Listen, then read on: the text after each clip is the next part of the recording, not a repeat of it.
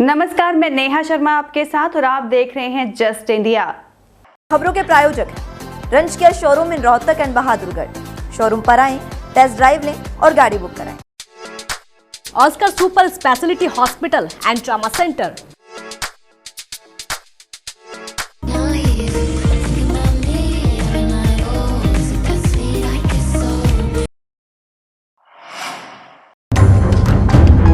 एक गांव का सरपंच अपनी जान बचाने के लिए अर्धनग्न हालत में सड़कों पर भाग रहा है और देखिए बेचारा भागता ही जा रहा है।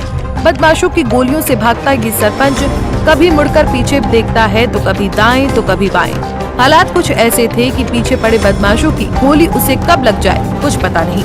जैसे राष्ट्रपति देश का प्रथम नागरिक होता है, वैसे राज्यपाल प्रदेश का और सरपंच गाँव का प्रथम व्यक्ति होता है।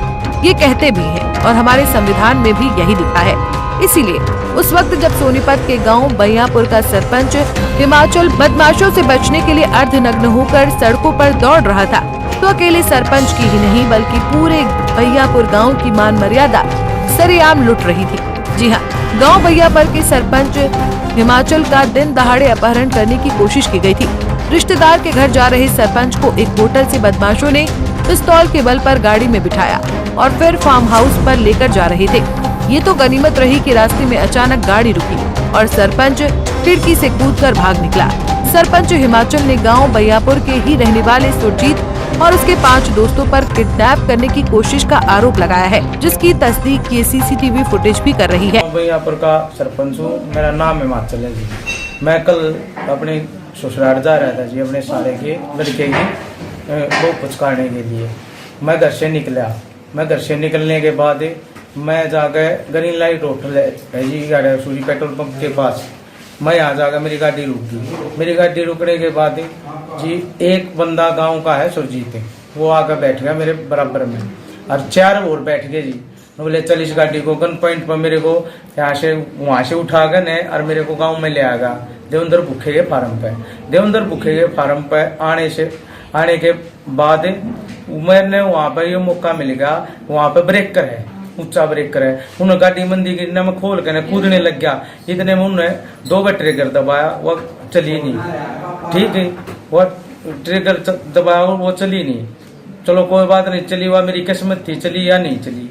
फिर उसके बाद क्या हुआ, मैं उस गाड़ी में से कूदने लग गया ना। मेरे सारे कपड़े ऊपर के, मेरे बनियान, मेरी टी शर्ट, मेरे घड़ी, मेरा मोबाइल, मेरी खुद की गाड़ी मेरी वहीं रही। उन्होंने पकड़ने की कोशिश करी।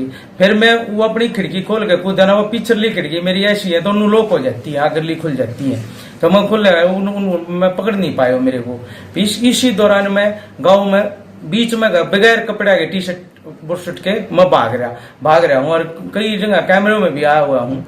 जिला सोनीपत निवासी एक ग्राम सरपंच ने थाना शहर सोनीपत में शिकायत दी कि दिनांक 1 जून को सुबह 9:30 बजे तकरीबन सोनीपत शहर में वह अपनी गाड़ी से जा रहा था, तो उसके ही गांव के एक लड़के ने अपने 4-5 साथियों के साथ मिलकर हथियार के बल पर उसे गाड़ी समेत अगवा कर लिया, जो वह बड़ी मुश्किल से बच पाया है। मामले में पुलिस ने मामला दर्ज कर छानबीन शुरू कर दी। किन धाराओं के तहत मामला दर्ज किया, कुछ पता हो? ये BNS की धाराओं के तहत किया। कौन से गांव का सरपंच था ये थाना शहर सोनीपत के अंतर्गत ही गांव आता है, उसी गांव का। मामला दर्ज कर लिया है, छानबीन की जा रही है। सोनीपत पुलिस का यही वो बयान है जो हर घटना में फिट हो जाता है और जिम्मेदार पुलिस के मुलाजिम अपना अपना पल्ला झाड़ लेते हैं। अब जरा सोचिए, एक सरपंच के साथ जब इस तरह दिन दहाड़े घटना हो सकती है तो आम इंसान की सुरक्षा क्या होगी। आपको बता दें कि गांव में पंचायती जमीन को लेकर हुए विवाद के बाद इस घटना को अंजाम दिया गया, जिसमें सरपंच की जान तो बच गई है, लेकिन अब पुलिस कितनी तत्परता और सख्ती से कार्रवाई करेगी, ये देखने वाली बात होगी।